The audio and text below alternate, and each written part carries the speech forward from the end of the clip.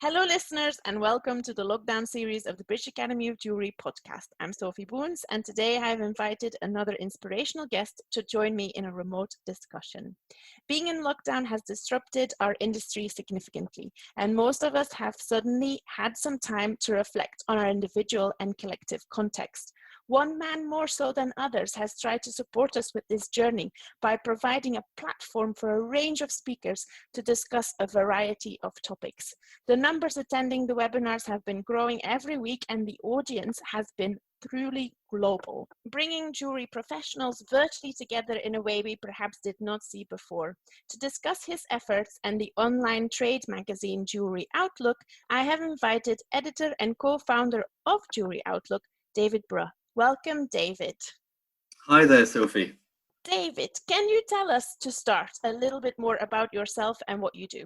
I'm a journalist by training. I was with Reuters news agency for over 30 years. I was a foreign correspondent for 16 of those 30 years in places as far afield as South America and Cyprus and Italy and Portugal, various places. And it was actually during my last foreign posting in Rome that I sort of stumbled across the jewellery world because my news editor had heard about the Vicenza Gold Fair, as he called it, and he sent me along. And so I went along to the Vicenza Oro Gold Jewellery Fair for the first time in 2001, and I just fell in love with that whole world, the beauty of the pieces, the glamour of the jewellery world, and there was no escape for me after that. And I immediately started writing about jewellery for different magazines on a freelance basis, and ultimately decided to create my own digital magazine, jewelleryoutlook.com. And I've recently re-platformed it. It's a very globally focused trade magazine rather than having a UK focus only. And also it looks a lot at markets like gold markets, diamond and colour gemstone markets. But I promote jewellery designers a lot. I also have Insta Lives with jewellery designers, and I've had webinars with jewellery designers very recently. And we cover all the big issues in the industry, and the magazine also promotes international jewellery trade fairs, including Vicenza, but also IJL and a whole host of jewellery shows from Hong Kong to Mumbai. So now I'm fully engaged in Jewellery Outlook. I still do some writing for other magazines, including Rappaport magazine, for example, and also Retail Jeweller in the UK. Often my focus tends to be more markets for them. I'm a specialist now in auctions, high-value jewellery auctions. And before the lockdown, I'd go along to the magnificent jewellery auctions in Geneva held by Sotheby's and Christie's, and I'm quite au fait with how the top-level auctions market works. And I've seen some world record prices go for diamonds. I've been in the sales room, very exciting times, and I've seen the highest price achieved ever for a ruby and for a pearl at auction. And this is one of the areas that I'm building up also now within Jewellery Outlook going forward is the auctions section, as well as the webinar section. So I'm fully engaged now writing about jewellery, from a global perspective. And of course, life has changed a lot under lockdown, and the way I've worked has changed a lot under lockdown as well. During the lockdown, you have been very active, providing a platform for many speakers through the webinars. For any listeners out there that might not have been listening in, I don't think there's many, but what have been your favorite topics, and can we still access them? Are there recordings available? Yes, so all of the webinars are available. You can hear the replay and watch the replay on all of them. Just go to the webinars section of Jewellery Outlook and look for the one that interests you, and just hit the replay button. They're all on the Jewellery Outlook YouTube account. In terms of the most interesting ones, I would say that the Christie's and Sotheby's ones were probably for me the most interesting. Marie-Cécile Chisamolo, a specialist with Christie's, gave a presentation about Art Nouveau jewellery that was really interesting, and talked about the importance of René Lalique in Art Nouveau jewellery, which was a relatively short period of jewellery creation at the tail end of the 19th century and the early part of the 20th century. That was really interesting. We also had a webinar with Sotheby's talking about the outlook for the high-value jewellery auctions market during lockdown, which actually has been a very positive outlook because people have been investing huge sums still on high-end, exquisite jewellery pieces. In fact, Sotheby's in late April sold online a Cartier 1930s Tutti Frutti gem set bracelet for $1.3 million, which was the highest price ever achieved for any jewel sold online at auction. So we talked about that. I've also spoken with a few jewellery designers in the webinars. For example, Bina Goenka, who's a very famous Indian designer who does, fabulous statement pieces. And we've had webinars with senior players in the industry, such as Iris van der Weken, who's executive director of the Responsible Jewellery Council, talking about the importance of sustainability in jewellery going forward. It's been quite a variety of webinars, actually, covering lots of different themes, from diamond suppliers to jewellery designers to discussions about the Indian retail jewellery market, for example. And also I've written about the content of a lot of these webinars too. We normally run a pre-webinar Q&A article looking at the big themes of the coming webinar with the pre-registration link. All of those articles are still up on Jewellery Outlook. And sometimes I do wrap-up articles afterwards with the key messages. I've also done moderated webinars for Vicenza Oro as well in this period, talking about the Trend Book 2021, looking at trends ahead. Because obviously a lot of jewellery designers are busy working hard during the lockdown, and so they want to get an idea about what trends are coming up. Yes, and they might have been affected slightly now than what was expected before. So you were not new to technology, obviously. What do you think are the benefits and disadvantages of these technologies of hosting webinars and enabling, these discussions? Well, I think that digital technologies are really accelerating now through the lockdown. I mean, clearly they were developing anyway, but I think the lockdown has just moved things along so much faster. The webinars are a really good way to engage people. Firstly, they work. The technology usually works. They're live. If you've got the right subject matter and the right people on board the panel, they can be very insightful. So I think what we're also seeing is that in the wholesale and retail jewelry business around the world, there is increasing marketing and also sales online. I mean, for example, diamonds are increasingly sold online, gems also. There are new coloured gemstone trading portals emerging, and also retailers, whether it be in Britain or Italy or Hong Kong, are increasingly using digital platforms and digital means of sale to boost business, because there's no other way to do business in this period, of course. You can't go to your brick and mortar jeweler. In Britain, the retail jewelers will open up again from the 15th of June, but people are still very cautious about spending. And the other issue is, we are facing a major global economic downturn, and that is going to affect the volume of jewellery purchases and the types of jewellery that people buy, and also the way in which they buy jewellery. So we are about to see a big change in the whole face of the jewellery business worldwide. What do you think are the best things jewelers could do to prepare for this big change?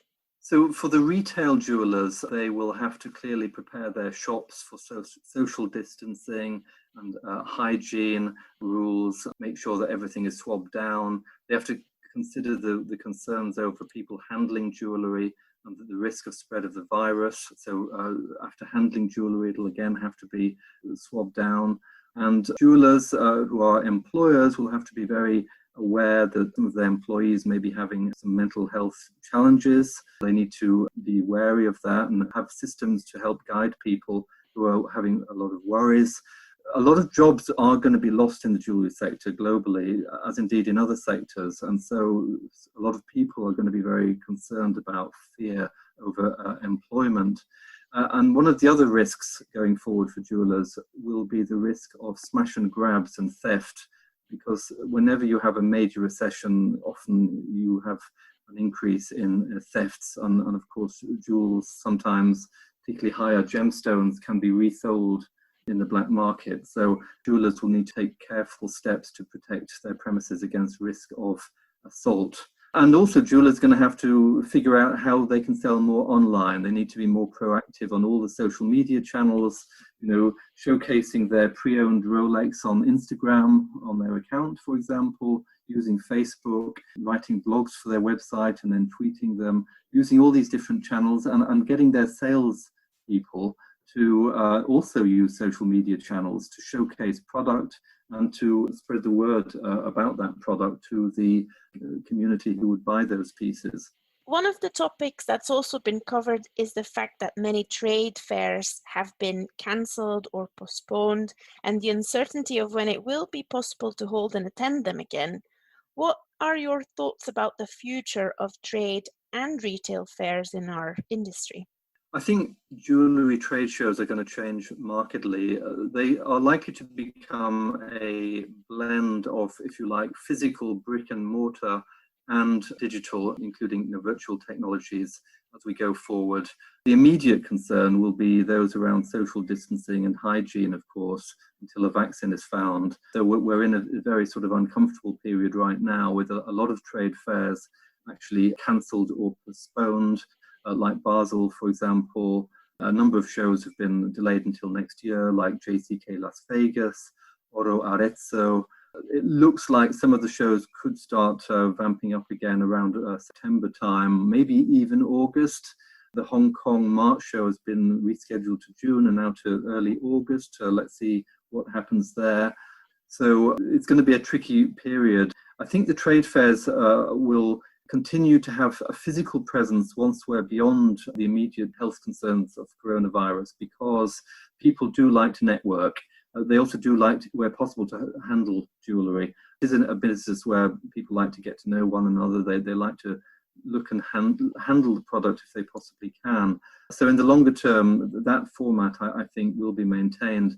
But the shows will certainly become more virtual. There are some trade fairs that are entirely virtual already, but they've had mixed success. So I suspect that the longer term solution will be a mix of physical and virtual combination for the trade. I don't think trade shows are going away. I just think we're going through a very rocky period now with the difficulties of travelling to fairs. And if we do find a vaccine, then I suspect fairs will go back largely to the way they were before, but with a stronger digital and virtual component. That won't be going away. We're likely to see more live streaming from shows, more webinars surrounding shows, Insta lives from shows. But that can be good because it can open up new trading opportunities for trade fairs beyond those who are just physically visiting the shows, to the people beyond, maybe on the other side of the world. That's very interesting, actually. You mentioned there's already virtual trade fairs happening at the moment. Could you tell us which ones so we can already have a look? There's a show that has been quite virtual called Palakis. It's used digital technologies a lot in Italy, in Vicenza. There is an Indian crafts fair taking place soon, I understand, which is wholly virtual. I don't have its name, but it is taking place imminently. So keep an eye out for that one. And obviously shows that are physical have been increasingly using all the digital tools in their armories during this period. Vicenza Fair, for example, Vicenza Oro has streamed a few webinars looking at jewellery design trends, and I imagine they will be streaming more webinars in the coming months before the September show. We're likely to see other fairs doing likewise. I'm actually talking to the Bangkok Gems and Jewellery Fair organisers now about the possibility of hosting a webinar for them in July. So we'll see how that pans out. Well, I often personally look out for the articles you write on the changes in metal prices. You mentioned you cover this as well. Is there anything you can tell us about what's been happening with metal in the lockdown period and what you think will happen after? Yeah, there's a lot been going on, actually. So, I mean, in terms of gold, for example, I mean, gold prices have surged to beyond 7.5-year highs. Whenever you have geopolitical turmoil and chaos, largely linked to this pandemic, investors tend to seek safety buying gold as a safe haven. And that has contributed to the surge in the gold price to comfortably over $1,700 an ounce now, and roughly in sight of the all-time high achieved several years ago of in excess of $1,900 an ounce. So a lot of analysts believe the gold price can go higher. We've also seen an element of catch-up from silver as well. I mean, silver prices have been very cheap relative to gold, but now investors have seen value in silver, and we've seen a great flight of investment funds into silver, what's called exchange-traded funds, and that has been a factor in the recent surge in the silver price. Coloured gemstone prices are likely to weaken, particularly in the mid-market, because of the impact of the global economic downturn. Talking about trade fairs, because so many trade fairs have been cancelled in this period over the last few months, many gemstone suppliers have not been able to exhibit their stones and sell their stones. So their inventories of coloured gemstones are really high. And also retail jewellers have not been selling coloured gemstones because they haven't been open. So the stocks are high, and that tends to weigh down on price. And also demand is subdued because of this period. For coloured gemstones in the mid-market, the price outlook is weaker. However, for coloured gemstones at the top end of the market, really rare and exquisite rubies, for example, large, untreated, unheated rubies, the prices are likely to hold steady, can have investment potential to hold extremely rare diamonds or rubies, Paraíba tourmaline from Brazil, for example. So the top end of the market, the prices will hold up, and we'll see more investment interest. We're seeing Chinese investors, for example, who perhaps in more normal times will be looking to invest in real estate. Now real estate markets are looking really weak. Many financial assets are looking very weak. You can buy a fabulous large pink diamond, for example, put it in your pocket, walk away and keep it in a safe for several years. And the likelihood is it will go up in value just because it's so rare and exquisite. So that side of the market, the top end of the gem markets, it's very high. I do track the precious metals and gem markets and the diamond markets very carefully. Talking about diamonds, again, we're likely to see a shrinkage of the global diamond and diamond jewellery market going forward because of the economic downturn. Jewellery is a luxury at the end of the day, and it's not necessarily going to be the first priority in people's minds, at a time of jobs being lost in the millions around the world. So the market is going to shrink for diamonds in the near term. So for Jewellery Outlook, I do write market columns about precious metals markets, diamond markets and gemstone markets, and there are not many others who do this. So it's quite rare space. All my content is free. I just put it out there under my name for all to see, and I stream it out on social media as well. So at least people can just read what I write for informational purposes, and then if it's a jeweler, for example, can put that into their computations as to what they're going to do in terms of restocking, for example. Precious metals markets are something I initially got into while I was a Reuters correspondent, and I've constantly followed these markets right through, and I've got a very big network of contacts right across the markets, from gold importers to gem dealers to the big auction houses. I'm very well connected right around the world, and I can just have a chat with somebody on WhatsApp, 2 or 3 people, and very quickly get to grips with what's happening in these markets. And I write to very careful journalistic standards. I'm always trying to get things right. I have no angle on these markets. I don't have any positions or anything in my private investments. So I try and get the balance clear and correct and insightful in everything that I publish. I think the beauty of the articles as well is, even though they're, of course, aimed at the trade, I also share them with my customers because they are actually written in an accessible language. You often report news in the industry as well, and you mentioned that you have interviews with artists and designers. If anyone in the audience does something newsworthy, do you welcome their suggestions of content, and how should people contact you, and how should they structure any information they would like to share with you? Well, yes, I mean, they're most welcome just to send me an email, to info@jewelleryoutlook.com, or to my full name, David Brough 2 at btinternet.com. If they want to try writing a press release, tell me about their latest collections, for example, with some images, again, they're welcome to send those press releases to me. For jewellery designers, I'm always open to the possibility of doing an Insta Live with the designer. At the moment, I'm doing about one a week, but I could raise that, particularly during this lockdown period. I've started a series called Afternoon Tea with whoever the designer happens to be, and I run those Insta Lives on Jewellery Outlook.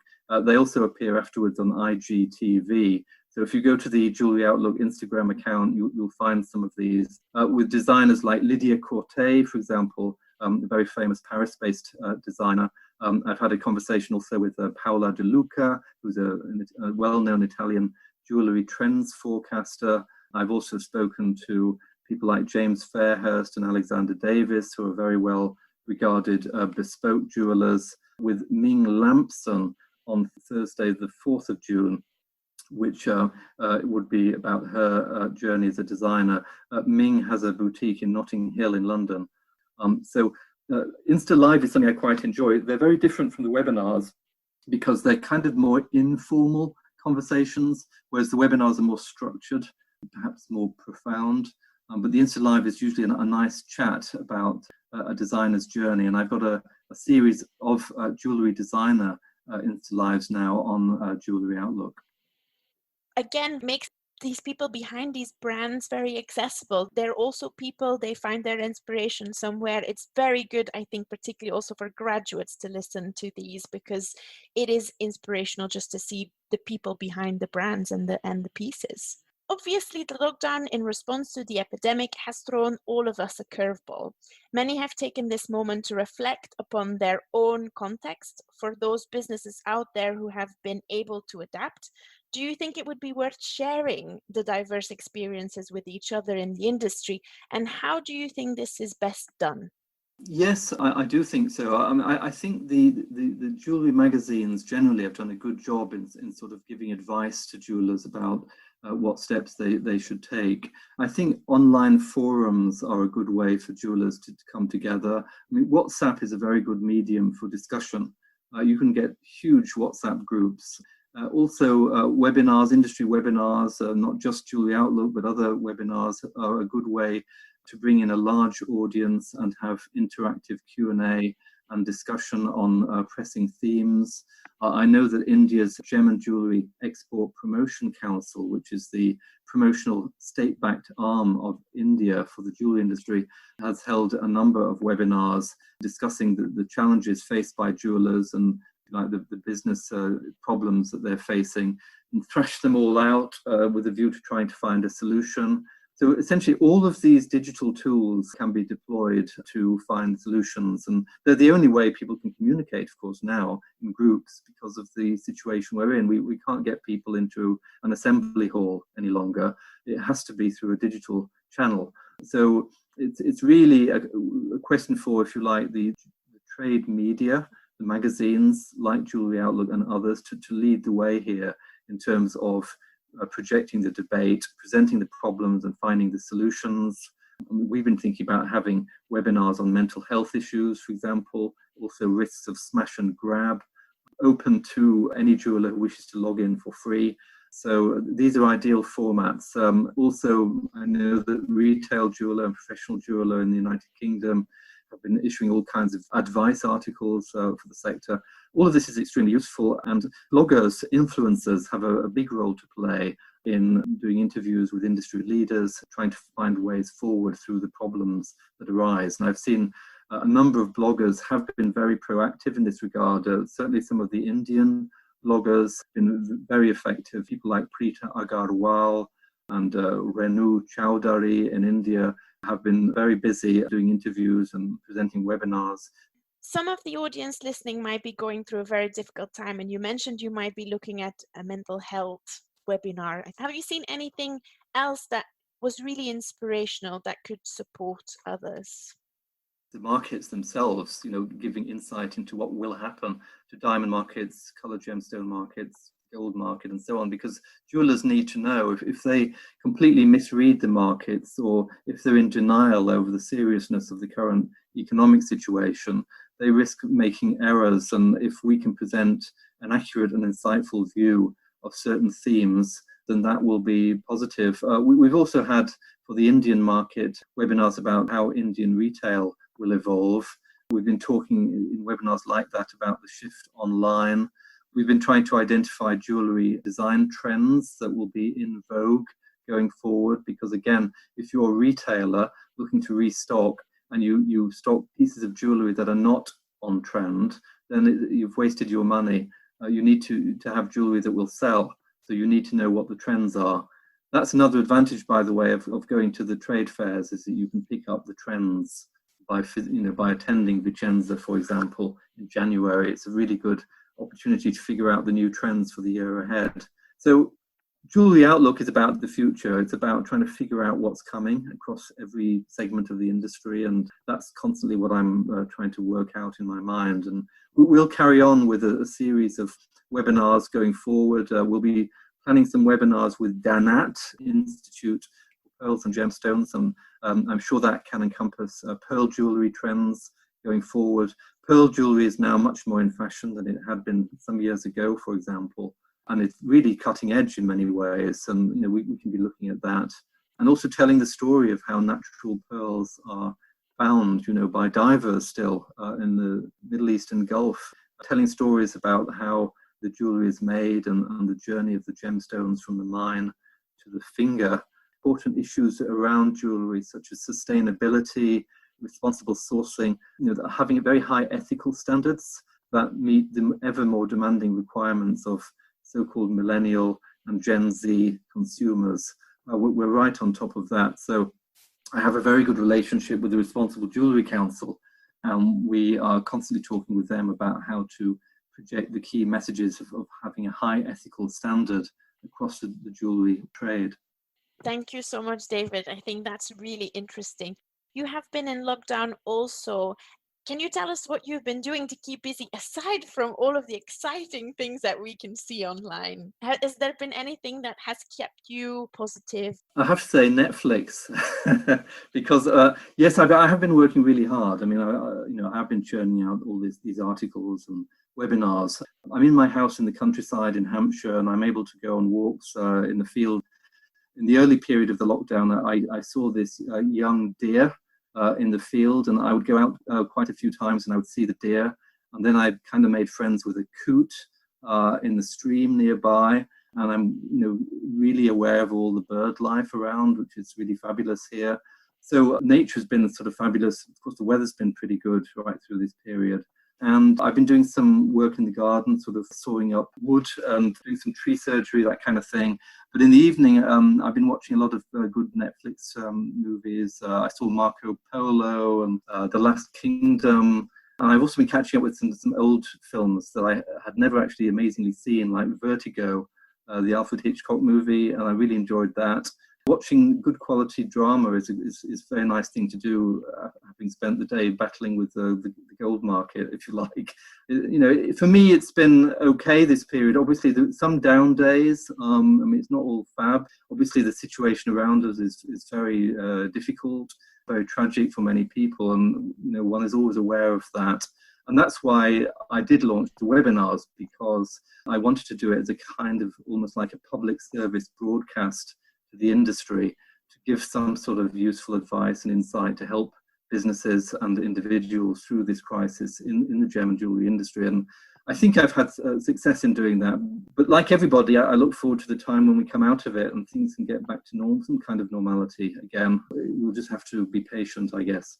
Yeah, this has also been the reason for the BAJ podcast, to try and keep each other motivated with things to listen to when we have a little bit of time. That this time has significantly disrupted our industry is a fact, and I have been confronted with this week by week. But that our industry is versatile and that there are many players in it who are determined to support it in order to not only overcome this crisis, but learn from it, has also been crystal clear. This difficult time has ignited our collective spirit, and more so than ever is the industry prepared to engage in discussions about how it can evolve, which in my opinion can only be a good thing. By connecting with each other and learning from each other, we can all become individually and collectively stronger. So if you haven't done so already, listen to those webinars recording available on the topics that interest you and engage with the subject. I believe this will not only provide you with some interesting ideas, some of them potentially from across the world, it will also allow you to see we are all in this together. For making it happen and for speaking to me today about his efforts, I would like to thank David Brough. We are very grateful for your insights and time today. I really enjoyed that, and thanks so much. Next week, I'll be joined by another guest, so watch this space to find out who it is. For now, this was Sophie Boons for the lockdown series of the BAJ podcast titled A Jewellery Outlook in conversation with David Brough. I wish you a good weekend and thank you for listening.